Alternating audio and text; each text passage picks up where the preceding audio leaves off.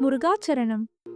ஓலையும் தூதரும் கண்டு திண்டாடல் ஒழித்து எனக்கு காலையும் மாலையும் முன்னிற்குமே கந்தவேல் மருங்கில் சேலையும் கட்டிய சீராவும் கையில் சிவந்த செச்சை மாலையும் சேவற்பதாகையும் தோகையும் வாகையுமே.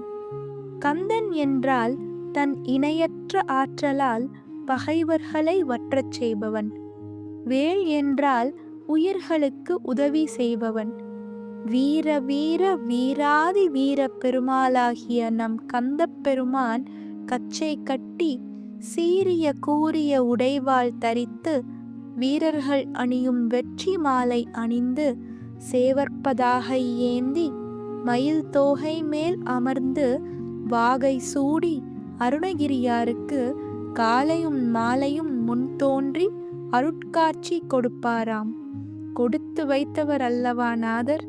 அருமுகவன் திருவருளை அவரை போல் பெற்றார் யார் உளர்? இவ்வாறு அருள் மலையில் நனைய சித்திரகுப்தன் எழுதிய ஓலையுடன் யமன் வந்தால் வந்துதான் பாரேன் நீர் என்று ஏன் வசனம் பேச மாட்டார் அருணகிரிநாதர்?